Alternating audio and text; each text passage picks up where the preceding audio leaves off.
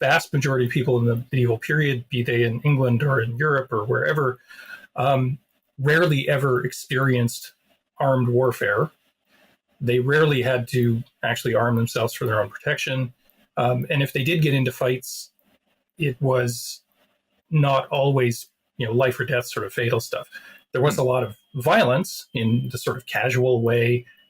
From that time to this in England, pub kicking out times.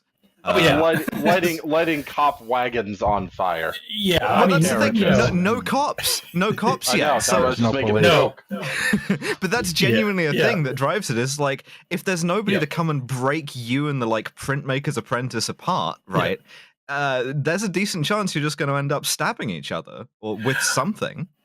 Well, what's more likely is that people are going to come and break up your fight because you're not surrounded by complete strangers all the time, unless you've moved to London when you were older and you're working someplace else.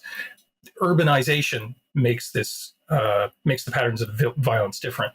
In the local community, though, everybody knows everybody else. Everybody's business is everyone else's business, so you have a lot of incentive to impose order and maintain peace and stuff like this on your own, independently of external influence. And as a matter of fact, the last thing you want is for the king's people to come in and start messing.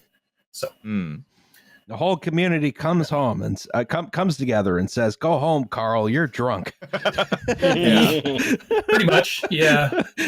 And go to bed. but most of this violence, when it involves arms at all, it's not. We think generally involving a sword, right? Well, there is a lot of variety in weapons, just as there is in arms and in the situations which you find yourselves in combat. And then there's the evidence we have for what combat looks like. I mean, we have the fun little illustrations from the Holcomb Bible. This is, when is this? This is 13th century, mid 14th, I think. And I mean, dedicated warfare, swords were pretty common. As a day-to-day sidearm, they weren't unless you were part of the social elite, and then it was kind of a mark of status.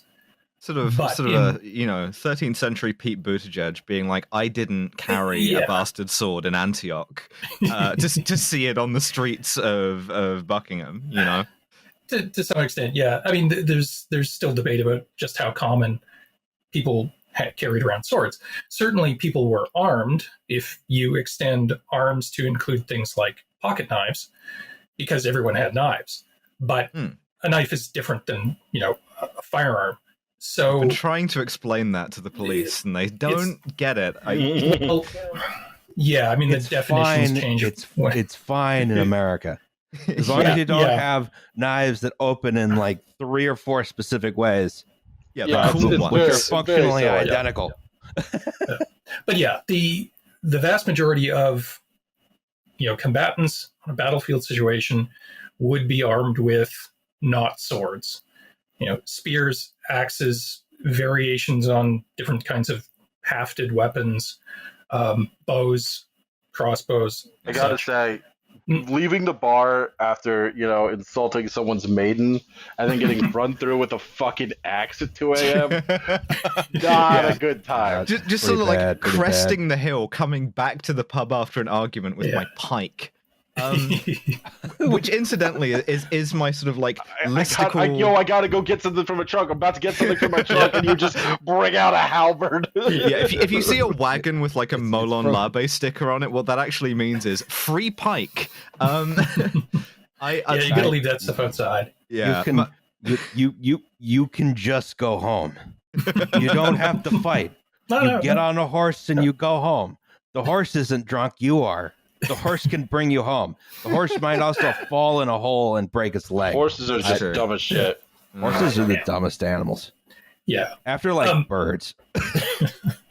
So, yeah, in battlefield situations, the people who are armed with swords are usually people who are also in command. They're also usually the ones on horses. They're the ones that wear the most armor. And up until about the 16th century, they're the most important combatants because they're the ones who do the vast majority of the killing of other people who can do the killing. But sort of munition grade equipment is often referred to, the stuff you wouldn't necessarily own yourself, but people would collect and give you if you were forced to go and fight. That stuff was fairly common. But again, it's not the everyday experience. So the conclusion being, the vast majority of people in the medieval period didn't train to use a sword from the age of a toddler. That was the guys on horseback. But I was taught in GCSE history that feudalism is when you have a big pyramid of groups, right? And at the bottom you've got your peasants, you've got your serfs or whatever. But they have to fight. They can go get called up. They can get levied. So therefore, everyone's a trained soldier, right? Right. Well, for tax purposes, perhaps. I mean, the simplified system of that feudal pyramid does kind of hold up when you look at just how the money works, frankly, because you have the people at the top who are dependent on those below them to support, economically. But that's a different podcast for someone who's more qualified to bore you with money. I remember I had a class at Bishop Ireton High School called History of the Church. It was the church history class, right? Which directly conflicted with the modern European history class we also took at the same time. And there was this nice piece in the textbook that explained how in the feudal era, the lord and lady of the manor personally cared for all of the serfs. And I took one look at that. And I was a dumb teenager, and I was like, this is the worst shit I've seen in my life. You expect us to believe that? Are you teaching kids in like Texas that shit? What the fuck? Oddly enough, I mean, that is kind of what they taught themselves. I mean, if you asked a landlord at the time, or the church, they would have said that's exactly it. And they had to care for the poor, Roz. And in the abstract, that is still kind of true. Although only the worthy poor, by the way. So people who had lost fortunes and who were now poor, they were worthy of charity.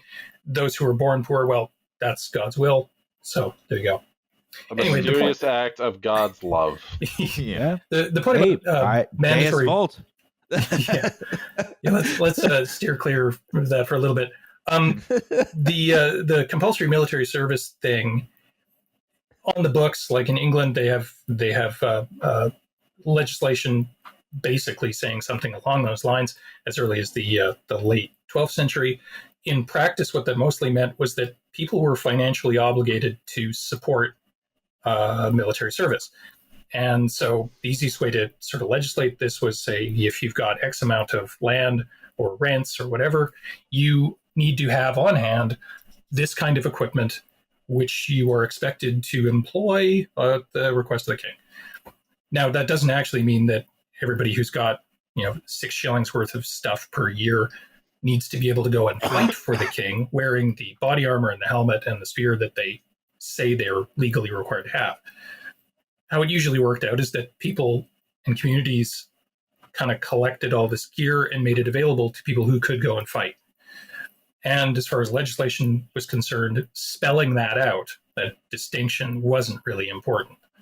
So that's the way to read that interpretation of this sort of pyramid system. Everyone's got knives, and the government says that you have to have a barn full of such and such amount of tactical equipment. The Middle Ages is sounding better and better to me, I'll be honest. Oh, it sounds like Montana. Well, I like central air conditioning. I like my toilet with running water. I would not have survived in any period other than this. It is baffling to me when people are like, oh, I was totally born in a different era. My fat ass enjoys walking 15 feet to get his cheese puffs. That is the extent of the physical the work I'm willing to do. Well, there's also a separate thing happening here, Liam, which is your role in that big feudal pyramid is a square off to the side marked Jew. right? That's yeah. Yeah, fair enough. It's actually a Star of David, and yeah. You I stand could in be, it like I'm trying to. You could be the Connecticut Yankee in King Arthur's court. That's true. Except you'd be from Massachusetts.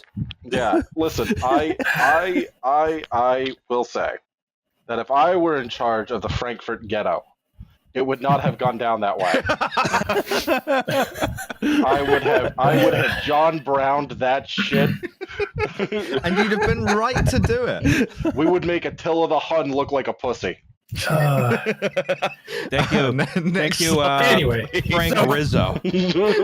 Mayor Frank Rizzo on the podcast for the first time. I didn't use the slur. That's Yes. growth.